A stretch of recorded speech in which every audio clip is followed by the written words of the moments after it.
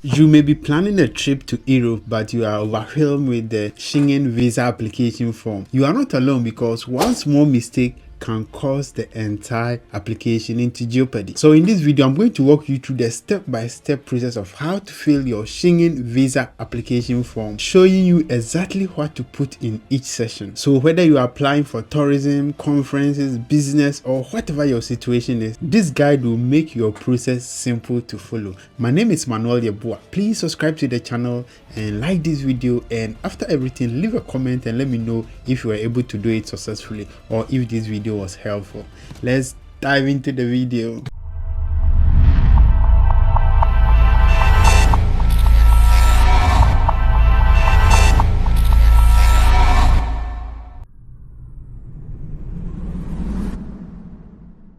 So the first step is to get our form. Let's go on to Google and type download VFS application form. Let's add Schengen. Alright, so here it will take us to the VFS website, and we are going to click on the first link, which is application for Schengen Visa. Now when we click on it, this is going to pull up, and we have two forms. This is the harmonized application forms, and this is for all the Schengen countries except Iceland, Norway, Switzerland, and Liechtenstein. So they are the only countries who do not use this Schengen form with this logo. Apart from them, all the countries use this form. I hope you understand. So if you are going to Iceland, Liechtenstein, Norway, or Switzerland, your form will not have this logo here, this logo with the star. I'll leave a link to both forms to my seller account. Then you can download these forms for free, but you can also download it on the VFS website. Now you download the form. Let's try and download this form. Now after downloading the form, the second stage involves us editing the form. Now because it's a PDF, we are going to find some websites or PDF editors to edit this form. Now most of the popular ones are Adobe Acrobat, Camille PDF editor, Small PDF editor online, and my favorite one is the ilovepdf.com. So let's go to ilovepdf.com. You just go into your search bar and type ilovepdf.com, and here you decide on what you want to do. So I always prefer to convert the PDF to Word. So here we have the option. So if we click on convert at ilovepdf.com, it's the same with all the other PDF editors that I left on the screen, and I'll leave their links in the description as well. So I want to convert my PDF to Word. This is what I want to do. So I'll click on select file. I'll go to my desktop and I'll upload the harmonized Schengen form. Then I'll click on convert. Then that's it. I'll download it. Then let's find it. Where is it? Yes, so we have converted the PDF form to a Word form so that we can edit. And after we've done our editing, we will convert it back to PDF. So let's start. Now the first step is surnames. So we are going to fill this form in block letters. That is what we are going to do. So the first one is the surname, which is the family name, and the second one is the surname at birth, formerly family name. So this does not apply, so we can just put NA here, not apply. And let's make this form a bit bigger so that we can see what we are doing. Okay, good.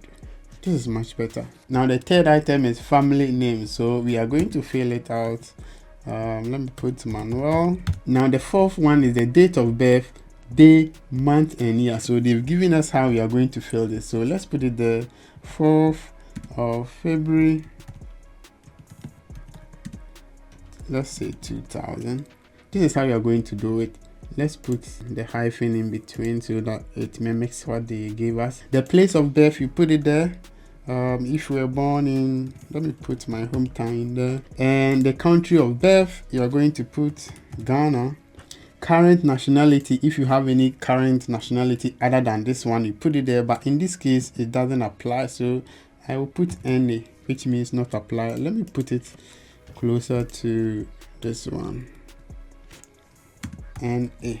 All right, now here it says sex. So if you are a male, you are going to indicate that you are a male. If you are a female, you indicate that you are a female. Now when I get to this stage, what I do is either I delete the female That's what I do, and I don't get any problem. And I put a big X there and I deepen it.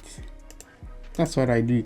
Some people also prefer to put the X in the box, and some people also prefer to put a correct sign, like that sign, that's it, in the box. So whichever that you do is okay. You can do whatever you want, but I prefer to delete the one that does not apply to me if there are two items. So in this case, it's a male, and I'll put the male in there. Now let's go on to the marital status. So here it says that marital status: single, married, separated, divorced. So here, whichever applies to you, you are still going to put your X there as well, or you go and look for the correct sign and put that sign in this box. But I always prefer to use the X, and that is what I've been using it ever since, because I want soft life. I don't want to go and search for any asterisk or any to put it there. So I'll put the X here and I continue. And the 10th one says, in case of a minor, if this application is for a child, you just put their names in there. But in this case, it doesn't apply, so I'll put NA in there. National identity number, where applicable, does not apply. Type of travel document, and here I'll go with the passport, and I'll make sure that the X is highly deepened to show that I have selected the ordinary passport. So if you have any other passport, you are going to do the same thing. Travel document ID, I'll put it there, G3123341. You put it there. Date of issue, you put the date there. Now make sure that the date format is the same as given earlier on. So we are going to put the day, and you are going to put the month 03, and you are going to put the year, which is 2000, and it's valid until you put the same date there, which applies 03, 04, maybe 2030, as shown on your passport. So make sure that you check all of these details as shown on your passport. Now you are going to type the country that issue it. Most of the times it is in your passport, so some of them is the city that your passport was issued. But in my case, I'll put Accra passport office, because that is what is showing in my passport. And you're going to put your home address and your email address as is shown here. So let's put 34 KLB Road. Then you put your city in the London. Then your email address, you type admin at. So make sure you do not make any errors. Now you're going to put your telephone number in here as well. Now the next point is residence in a country other than the country of current nationality. So this applies to me if I am originally from Ghana but I live in the UK. So I'll click on yes. I'll put my X here again and make sure it's deepened. You can also put your X in the box if that's your style. So here I'm going to put my resident permit in there. So you can use your share code, you can use your BRP, you can use whatever you have depending on your country and wherever you live. But in my case, I'm going to put my expired BRP in there, or my share code. So I'll just put RY12034, something like that. And if you look on your share code, if you are in the UK, you can put your validity date in there. Now, if you are in the UK, put the date that your resident permit is going to expire in this session. So let's put something in there, 2030. All right. Current occupation, if you are a doctor, you put a doctor there. Let's continue. Employer and employer address and telephone number. And for students, name and address of institutional establishment. So you are going to put that in there. If you work at KLB Hospital, you put it there. And you put the address there, 39 KLB Road, London. Telephone number 01234556. Then that's it. So here, if you are a student, you are going to put your school name and your school's address and their phone number as well. Now here is the main purpose of your journey. So whether you're going for tourism, you put your X against it again. And if you are going for conference, you are going to put your X against the business. If you are visiting friends, you are going to do the same. But in this case, you are going for tourism. Now on the right hand side, you can see official use only. Make sure that you do not attempt to do any writing there. So let's continue. Member state of destination. So we are going to Portugal. And member state of first entry, we will enter Portugal first. So if you plan to enter multiple countries but your entry destination will change, you put it there. But it's strongly advised that the first country that you are entering, you put those countries names in there. You have to enter your first countries in here before anything happens, because you're going to do a lot of explanation. If you are going to Portugal and you apply for a Schengen visa from, let's say, Italy or Spain or France, you have a lot of explanation. Number of entry requested, always go with the multiple. Always go with the multiple.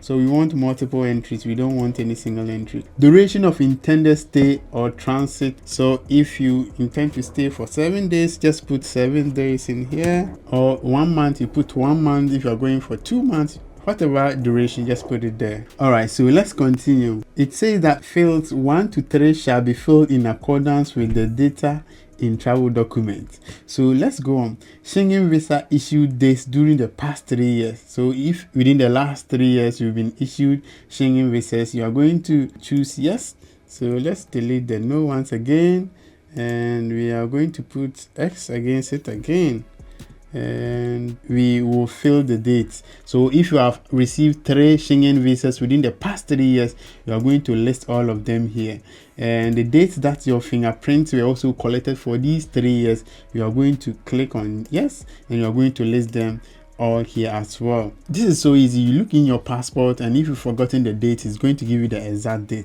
Now let's go on to the next point. It says entry permit for country or final destination where applicable. So here you can say not applicable. Intended dates of arrival in the Schengen area. So the date that you intend to arrive in the Schengen area, you put it there. Let's say 23/5/2026.